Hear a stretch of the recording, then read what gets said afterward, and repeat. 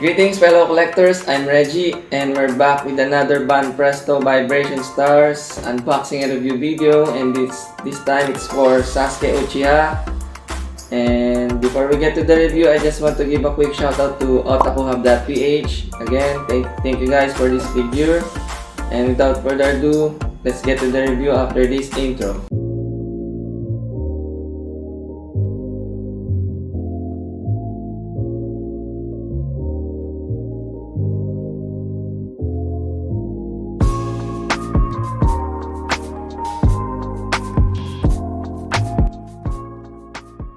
And here's the front of the box.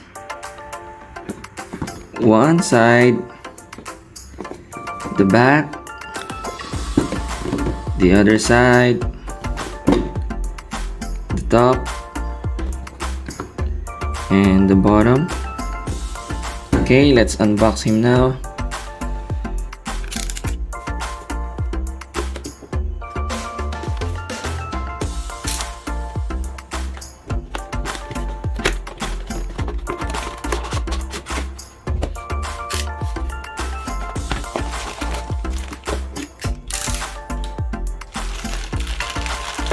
Okay, here's what you get outside of the box. He comes in 7 parts, 7 pieces. Okay.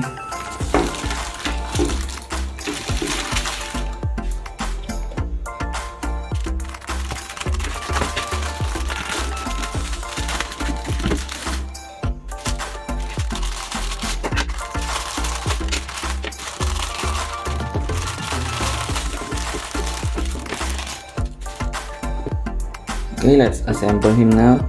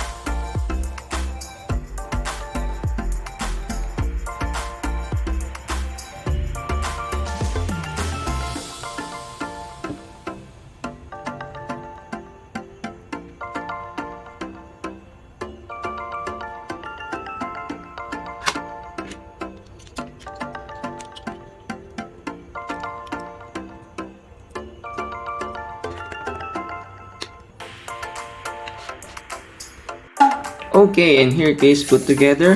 Ray stands at around 8 inches up to the tip of this shuriken.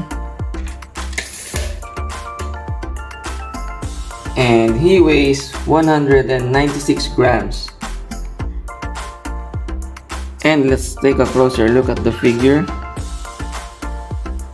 Banpresto / Bandai Spirits really did a great job with this figure. The sculpt looks really fantastic. Look at that. Look at his action pose. And they really captured his likeness very well. Looks almost exactly like his anime counterpart. His expression really looks really like Sasuke of the anime. And what I really love about Vibration Stars line of Naruto figures is that they always include chakra effects like this one, the Shidori. Looks really dope. Look at that. And of course this shuriken that is on his back. Look at that.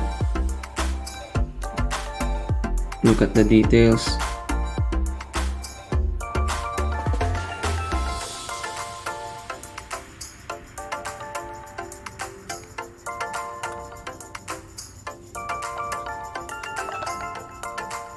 And now let's compare him to other prize figures.